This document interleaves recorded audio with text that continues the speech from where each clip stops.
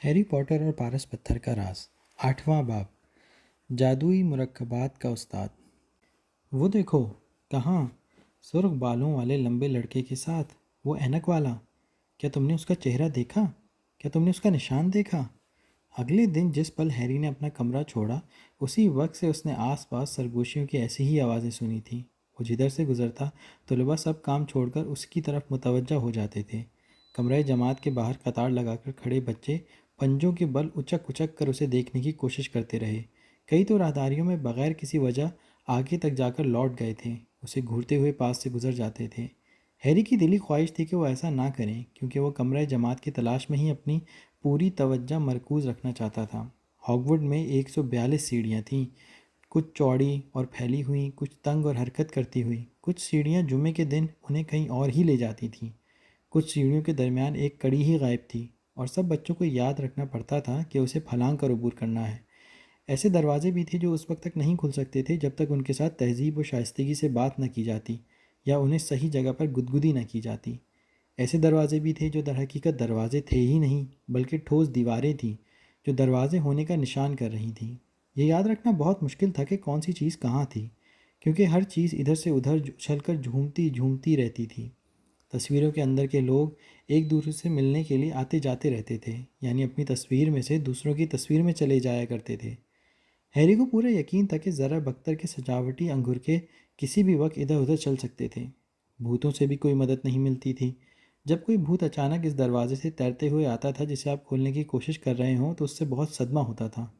لگ بھگ سرکٹا ہمیشہ گریفنڈور کے نئے طلباء کو خوشی خوشی صحیح سم بتا دیتا تھا، لیکن اگر آپ کو جماعت کے لیے دیر ہو رہی ہو اور پیوس نامی بھوت راستے میں مل جائے تو وہ قفل بند دروازوں اور ایک چالاک سیڑھی کے برابر تھا۔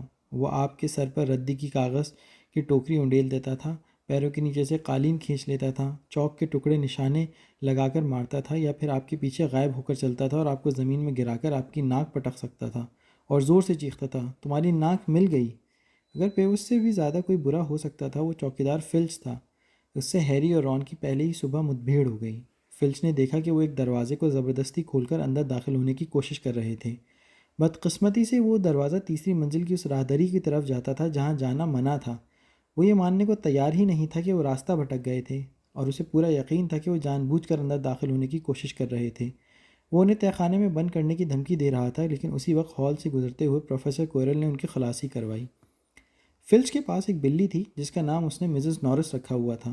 وہ دبلی پتلی اور دھول جیسی رنگت کی تھی۔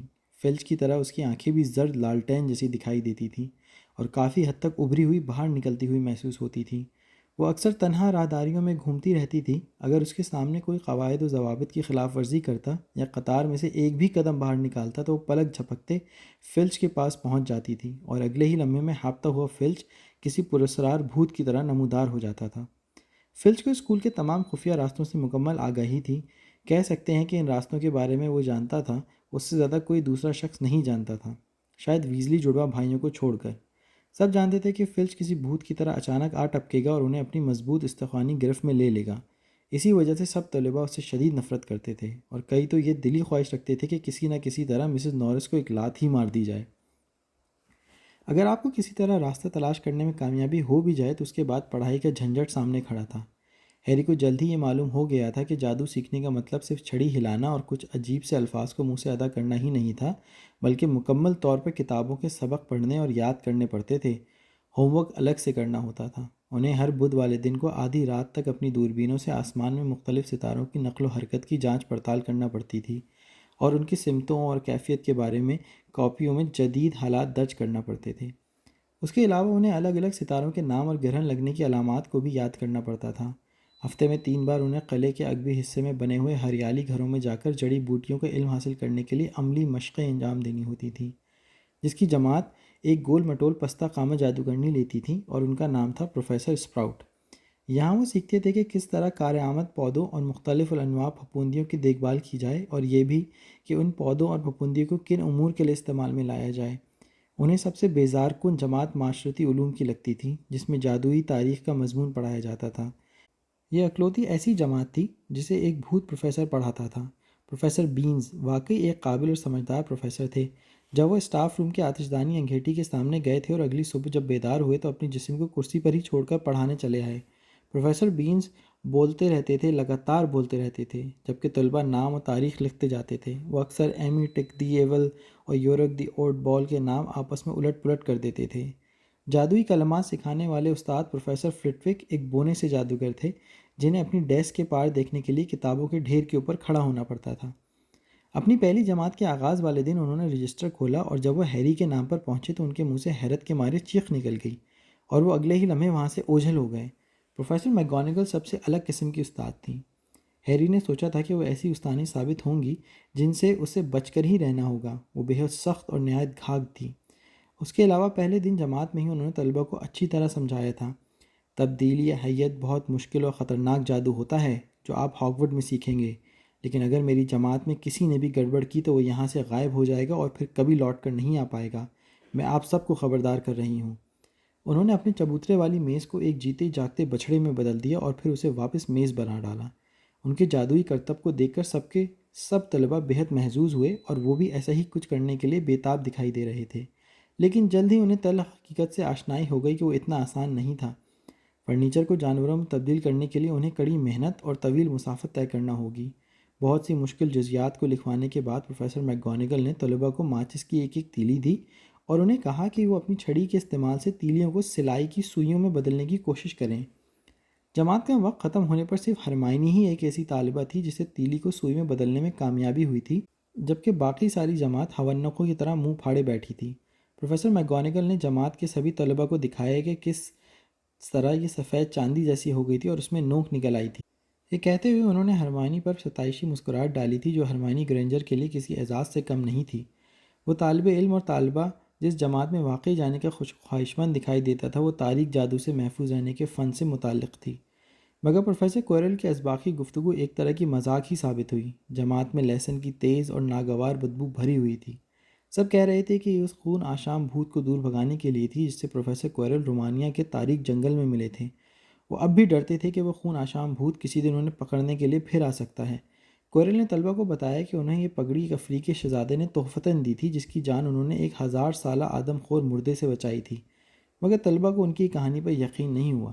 جب سیمس فینیگن نے بڑے تجسس کے ساتھ اس واقعے کی تفصیل معلوم کرنا چاہی کہ پروفیسر کوئرل نے اس آدم خور مردے سے کس طرح مقابلہ کیا تھا تو وہ دوسری طرف منہ کر کے موسم کے حال پر تبصرہ کرنے لگے۔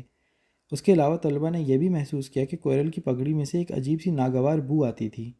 ویزلی جڑوا بھائیوں کا کہنا تھا کہ وہ شرط لگا سکتے ہیں کہ پگڑی کے اندر اور کچھ نہیں لہسن کی پوتیاں بھری ہوئی ہیں تاکہ پروفیسر کوئرل جہاں بھی جائیں محفوظ رہ سکیں۔ ہیری کو یہ جان کر بہت راحت ملی کہ وہ باقی طلباء سے میلوں پیچھے نہیں تھا۔ بہت سے بچے مغل خاندانوں سے آئے تھے اور اس طرح انہیں بھی نہیں معلوم تھا کہ وہ جادوگر اور جادوگرنیاں تھے۔ سیکھنے کو اتنا کچھ تھا کہ رون جیسے جادوگر لوگ بھی ان سے بہت آگے نہیں جا پائے تھے۔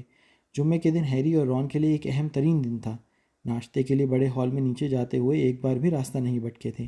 آج ہمیں کیا پڑھنا ہے؟ ہیری نے اپنے دلیے میں شکر ملاتے ہوئے رون سے پوچھا۔ سلیدرن کے ساتھ جادوئی مرکبات کے 2 پیریڈ ہیں۔ پروفیسر اسنیپ سلیدرن فریق کے منتظم ہیں۔ لوگ کہتے ہیں کہ وہ ہمیشہ انہی کی جانبداری کرتے ہیں۔ ہم اپنی آنکھوں سے دیکھیں گے کہ کیا یہ واقعی سچ ہے؟ رون نے آہستگی سے ناشتہ کرتے ہوئے کہا۔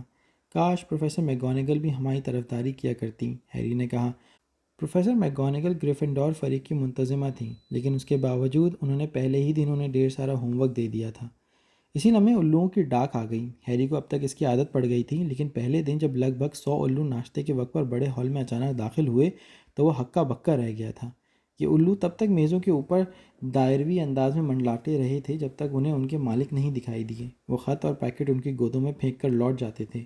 ہیڈوگ ہیری کے لیے اب تک کچھ نہیں لائی تھی۔ یہ کئی بار آئی ضرور تھی، لیکن اس کے کانوں کو کتر کر اور تھوڑا سا ٹوسٹ کھا کر اسکول کے دوسرے حصوں میں بنے ہوئے الو خانوں میں اپنے ساتھیوں کے ساتھ سونے کے لیے چلی گئی تھی۔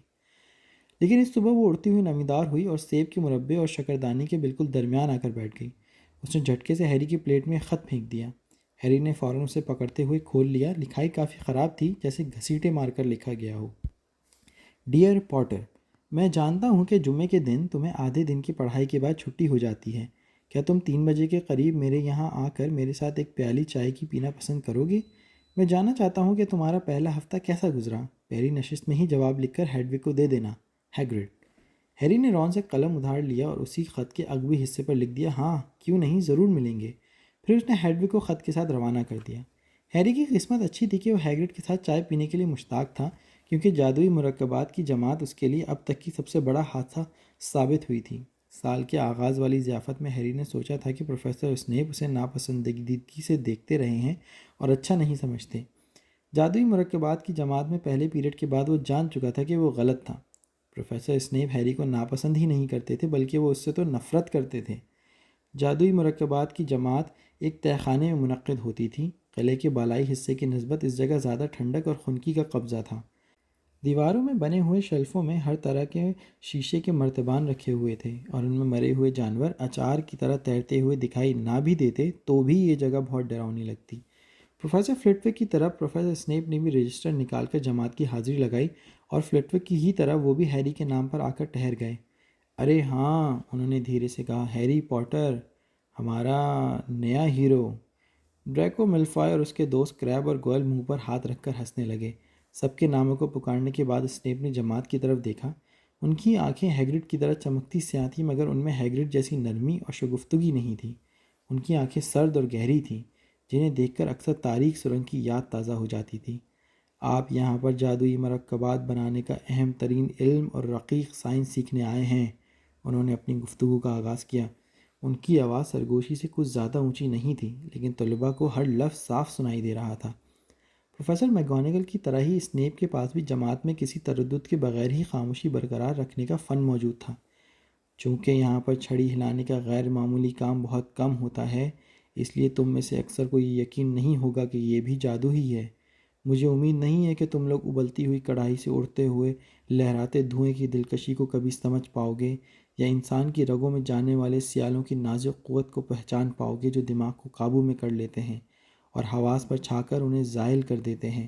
میں تمہیں یہ تک سکھا سکتا ہوں کہ شہرت کے جن کو بوتل میں کیسے بند کیا جا سکتا ہے، عروج کی بلندیوں کو کیسے کشید کیا جا سکتا ہے، اور یہاں تک کہ موت پر بند کیسے باندھا جا سکتا ہے، بشرطے کہ تم اتنے بڑے نالائق ثابت نہ ہو پاؤ جنہیں مجھے عام طور پر پڑھانا پڑتا ہے۔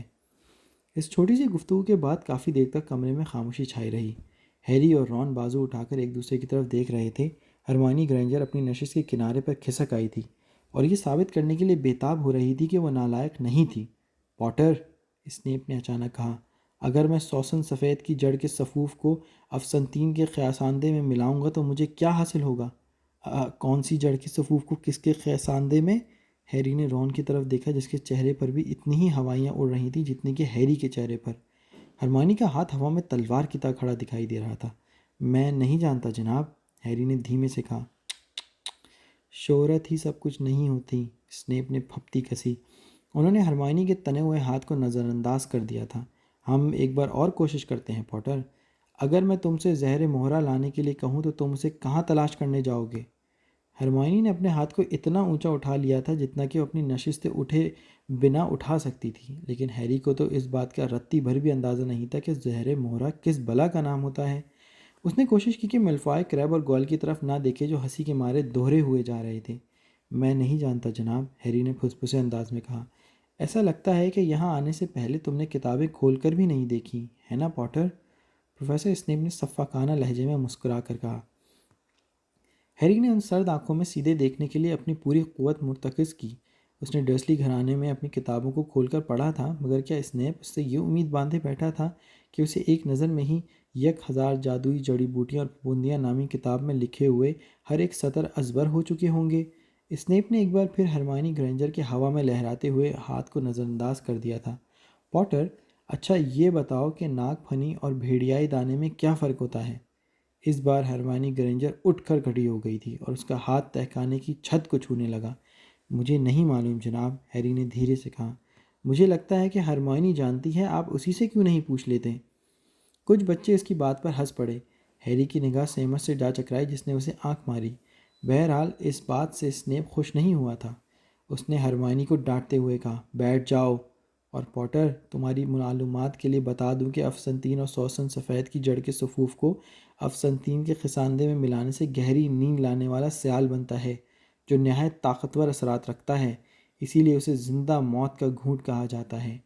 زہر مہرہ ایک پتھر کا نام ہے جو بکرے کے معدے سے نکالا جاتا ہے اور زیادہ تر زہروں سے بنتا ہے۔ جہاں تک ناگ پھنی اور بھیڑیائی دانے کا سوال ہے تو یہ دونوں ایک ہی پودے کے نام ہیں جسے ایکونائٹ کے نام سے جانا جاتا ہے۔ تو تم لوگ اسے لکھ کیوں نہیں رہے ہو؟ اچانک چرمیں کاغذ اور قلم نکالنے کی آوازیں تہہ خانے میں گونج اٹھیں۔ اس آواز کے اوپر سنیپ نے کہا، اور پوٹر، تمہاری بدتمیزی کے لیے گریفنڈور کا 1 پوائنٹ کاٹ لیا جائے گا۔ جادوئی مرکبات کا سبق جب آگے بڑھا تو بھی گریفنڈور کی کارکردگی میں غیر معمولی اضافہ دکھائی نہیں دیا۔ اسنیپ نے ان کی جوڑیاں بنا دی اور انہیں چھالے دور کرنے والے ایک آسان سے جادوئی سیال بنانے کا کام سونپ دیا۔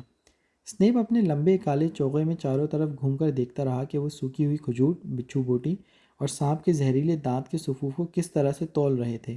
ڈریکو میلفوائے کو چھوڑ کر انہوں نے ہر ایک پر نکتہ چینی کی۔ ایسا لگ رہا تھا جیسے وہ میلفوائے کو پسند کرنے لگے تھے۔ جب وہ سب کو یہ بتا رہے تھے کہ میلفوائے نے اپنے سینگ والے گھونگھوں کو کتنی اچھی طرح سے ابالا تھا، اسی وقت سب دھوئیں کا ایک تیزابی بادل اٹھا اور کمرے میں ایک سنسناتی ہوئی آواز بھر گئی۔ نیول نے نہ جانے کیسے سیمس کی کڑھائی کو ایک مڑے گولے میں بدل دیا تھا اور کڑھائی میں بھرا سیال پتھر کے فرش پر بکھر رہا تھا۔ اس سیال کی وجہ سے دوسرے لوگوں کے جوتوں میں سوراخ ہو گئے تھے۔ کچھ ہی پل میں پوری جماعت اپنے اپنے اسٹولوں پر کھڑی ہو گئی، جبکہ نیول، جو کڑھائی کے گرتے ہی اس کے گرم سیال میں بری طرح نہا چکا تھا، اب درد کے مارے بری طرح کراہ رہا تھا، کیونکہ اس کے ہاتھوں اور پیروں پر ہر جگہ سرخ پھوڑے ہو گئے تھے۔ احمق لڑکے، اسنیپ نے گرجتے ہوئے کہا اور اپنی چھڑی کو ایک بار گھما کر فرش پر پھیلے ہوئے سیال کو صاف کر دیا۔ مجھے لگتا ہے کہ تم نے کڑھائی کو آگ پر سے اتارنے سے پہلے ہی اس میں خار پشت کے کانٹے ملا دیے تھے۔ نیول بری طرح بلکنے لگا۔ اب پھوڑے اس کی ناک کے چاروں طرف ابھرنے لگے تھے۔ اسے ہسپتال لے جاؤ، اسنیپ نے شیمس کو غصیلے لہجے میں کہا۔ پھر وہ ہیری اور رون کی طرف مڑا جو نیول کے پاس والی میز پر کام کر رہے تھے۔ اور پوٹر، تم نے اسے کیوں نہیں بتایا کہ اس پر کانٹے نہیں ملانے چاہیے؟ تمہیں ایسا لگا ہوگا کہ اگر وہ غلطی کر دے گا تو تمہارا کام زیادہ اچھا دکھائی دے گا، ہے نا؟ پوٹر، تم نے گریفنڈور کا ایک اور پوائنٹ کم کر دیا ہے۔ یہ سراسر بے انصافی تھی، اور ہیری نے بحث کرنے کے لیے اپنا منہ کھولا، لیکن رون نے کڑھائی کے پیچھے سے اس کے پیر پر اپنا پیر مار دیا۔ بات کو آگے مت بڑھاؤ، میں نے سنا ہے کہ پروفیسر اسنیپ بہت برے ثابت ہو سکتے ہیں، وہ دھیمی سرگوشی کرتے ہوئے بولا۔ جب وہ لوگ 1 گھنٹے بعد تہخانے کی سیڑھیوں سے اوپر چڑھ رہے تھے تو ہیری کا دماغ تیزی سے گھوم رہا تھا اور اس کا ماضی بالکل ٹھنڈا پڑ چکا تھا۔ پہلے ہی پیریڈ میں اس نے گریفنڈور کے 2 پوائنٹ گنوا دیے تھے۔ پروفیسر اسنیپ اس سے اتنی نفرت کیوں کرتے تھے؟ دل پر مت لگاؤ، رون نے جلدی سے کہا۔ اسنیپ ہمیشہ فریڈ اور جارج کے بھی اسی طرح پوائنٹ کاٹتے رہتے ہیں۔ کیا میں تمہارے ساتھ چل کر ہیگرڈ سے مل سکتا ہوں؟ 3 بجنے میں ابھی 5 منٹ باقی تھے جب وہ قلعے سے نکل کر وسیع و عریض میدان عبور کرنے کے لیے چل دیے۔ ہیگرڈ تاریک جنگلوں کے کنارے پر لکڑی کے ایک چھوٹے سے گھر میں رہتا تھا۔ سامنے والے دروازے کے باہر ایک اڑی کمان اور جوتے کے غلاف کی جوڑی رکھی ہوئی دکھائی دے رہی تھی۔ جب ہیری نے دروازے پر دستک دی تو انہیں اندر سے زبردست ہلچل کی سی آوازیں سنائی دیں، ساتھ ہی ایک کتے کے تیز بھونکنے کی آواز بھی۔ پھر ہیگرڈ کی گونجتی ہوئی آواز سنائی دی، پیچھے ہٹو فینگ، پیچھے ہٹو۔ ہیگرڈ نے دروازہ کھول کر باہر جھانکا تو انہیں درز میں سے اس کا بڑا اور بالوں والا بھرا چہرہ دکھائی دیا۔ رک جاؤ، پیچھے ہٹو فینگ۔ ان کے اندر داخل ہوتے وقت وہ بور ہاؤنڈ نسل کے ایک بھاری بھرکم کتے کا پٹا پکڑنے کی کوشش کر رہا تھا۔ اندر صرف ایک ہی کمرہ تھا۔ چھت پر گوشت کا لوتھڑا اور جنگلی مرغیاں الٹی لٹکی ہوئی دکھائی دے رہی تھیں۔ بھڑکتی ہوئی آگ پر ایک تانبے کی کیتلی ابل رہی تھی۔ ایک کونے میں ایک بڑا سا بستر تھا جس پر پیون لگا گدا بچھا ہوا تھا۔ آرام سے بیٹھو، ہیگرڈ نے کہا اور فینگ کو چھوڑ دیا جو سیدھے رون کی طرف لپکا اور اس کے کان چاٹنے لگا۔ ظاہر تھا ہیگرڈ کی ہی طرح فینگ بھی اتنا خونخوار نہیں تھا جتنا کہ دکھائی دیتا تھا۔ یہ رون ہے، ہیری نے ہیگرڈ کو بتایا جو چائے کی بڑی کیتلی میں ابلتا ہوا پانی ڈال رہا تھا اور ایک پلیٹ میں کیک کے ٹکڑے رکھ رہا تھا۔ ایک اور ویزلی ہے نا؟ ہیگرڈ نے رون کو چٹاخوں کی طرف دیکھتے ہوئے کہا۔ میری آدھی زندگی تمہارے جڑواں بھائی کو جنگل سے دور ہٹاتے بھگاتے گزری ہے۔ کیک کے سخت ٹکڑوں نے اس کے دانت قریباً توڑ ہی دیے تھے، لیکن ہیری اور رون نے ایسا ظاہر نہیں کیا جیسا انہیں وہ سچ مچ اچھا لگ رہا تھا۔ پھر انہوں نے ہیگرڈ کو اپنی جماعت کی پڑھائی کے بارے میں بتایا۔ فینگ نے ہیری کے گھٹنے پر اپنا سر ٹکا لیا اور اس کے کپڑوں پر رال ٹپکانے لگا۔ جب ہیگرڈ نے فلچ کی دھمکی کا حال سن کر اسے بڈھا سنکی کہا تو ہیری اور رون بہت خوش ہوئے۔ اور جہاں تک اس بلی مسز نورس کا سوال ہے، میری خواہش ہے کہ میں کسی دن اس کی ملاقات فینگ سے کروا ہی دوں۔ تم جانتے ہو جب بھی میں اسکول جاتا ہوں ہر جگہ میرے پیچھے پیچھے چلی آتی ہے، میں اس سے پیچھا نہیں چھڑا پاتا۔ فلچ نے خاص طور پر اسے اس کام پر لگا رکھا ہے۔ ہیری نے ہیگرڈ کو پروفیسر اسنیپ کی جماعت کے بارے میں بتایا۔ رون کی طرح ہیگرڈ نے بھی ہیری کو سمجھایا کہ اس کی فکر مت کرے کیونکہ اسنیپ سبھی طلباء سے چڑھتا تھا۔ لیکن ایسا محسوس ہوتا ہے کہ جیسے وہ سچ مچ مجھ سے نفرت کرتے ہیں، ہیری نے کہا۔ میں نہیں مانتا، وہ ایسا کیوں کریں گے؟ ہیگرڈ نے انکار میں سر ہلایا۔ ہیری نے یہ دیکھ لیا تھا کہ یہ بولتے وقت ہیگرڈ نے اس سے نظریں چرا لی تھیں اور تمہارے بھائی چارلی کا کیا حال ہے؟ ہیگرڈ نے رون کی طرف مڑتے ہوئے سوال کیا۔ مجھے وہ بڑا پسند آیا تھا، جانوروں کے معاملے میں اس کا مقابلہ نہیں تھا۔ ہیری سوچنے لگا کہ کہیں ہیگرڈ نے جان بوجھ کر تو موضوع نہیں بدل دیا۔ جب رون ہیگرڈ کو چارلی اور ڈریگن والے کام کے بارے میں بتا رہا تھا تو ہیری نے کاغذ کا وہ ٹکڑا اٹھا لیا جو ٹکوزی کے نیچے میز پر پڑا ہوا تھا۔ یہ روزنامہ جادوگر کا ایک تراشا تھا۔ گرنگٹس میں تجوری توڑنے کی کوشش۔ 31 جولائی۔ گرنگٹس میں نامعلوم افراد کے تجوری توڑنے کی واردات پر تفتیش ابھی تک جاری ہے، جس کے بارے میں لوگوں کا اصرار ہے کہ یقیناً شیطانی جادوگر یا جادوگرنیوں کا ہی کام ہے۔ گرنگٹس کے نگراں گابلن نے آج دعویٰ کیا ہے کہ کچھ بھی نہیں چرایا جا سکا۔ جس تجوری کو توڑا گیا تھا اسے اسی دن کچھ دیر قبل ہی خالی کر دیا گیا تھا، لیکن ہم آپ کو یہ نہیں بتائیں گے کہ اس میں کیا تھا، اس لیے بہتر یہی ہوگا کہ معاملے میں ٹانگ اڑانے کی کوشش مت کریں ورنہ اس کا انجام اچھا نہیں ہوگا۔ گرنگٹس کے ترجمان گابلن نے ایسا ہی آج دوپہر کہا ہے۔ ہیری کو یاد آیا کہ رون نے اسے ریل گاڑی میں بتایا تھا کہ کسی نے گرنگٹس کو لوٹنے کی کوشش کی تھی، لیکن رون نے تاریخ نہیں بتائی تھی۔ ہیگرڈ، ہیری نے کہا، گرنگٹس میں واردات میری سالگرہ والے دن ہوئی تھی۔ ہو سکتا ہے کہ اسی وقت ہو رہا ہو جب ہم لوگ وہاں تھے۔ اس بارے میں کوئی شک نہیں تھا کہ اس بار ہیگرڈ نے ہیری سے نظریں بالکل نہیں ملائیں بلکہ گھرگھراتے ہوئے کیک کا ایک اور ٹکڑا اس کی طرف بڑھا دیا۔ ہیری نے ایک بار پھر تراشا پڑھا۔ جس تجوری کو توڑا گیا تھا اسے اس دن کچھ دیر قبل ہی خالی کر دیا گیا تھا۔ ہیگرڈ نے تجوری نمبر 713 کو خالی کیا تھا۔ اگر آپ اسے خالی کرنا کہیں، یعنی کہ اس گندے سے پیکٹ کو باہر نکالنا، کیا چوروں کو اسی پیکٹ کی تلاش تھی؟ جب ہیری اور رون رات کے کھانے کے لیے قلعے کی طرف جا رہے تھے تو ان کی جیبوں میں کیک کے ٹکڑے بھرے ہوئے تھے جنہیں لینے کے لیے وہ جھجک کے باعث ہیگرڈ کو منع نہیں کر پائے تھے۔ ہیری نے سوچا کہ اس کی جماعت میں اسے سوچنے کے لیے اتنا سامان نہیں ملا تھا جتنا اسے ہیگرڈ کے ساتھ چائے پینے میں مل گیا تھا۔ کیا ہیگرڈ نے وہ پیکٹ صحیح وقت پر نکال لیا تھا؟ وہ پیکٹ اب کہاں تھا؟ اور کیا ہیگرڈ پروفیسر اسنیپ کے بارے میں ایسا کچھ جانتا تھا جو وہ ہیری کو نہیں بتانا چاہتا تھا؟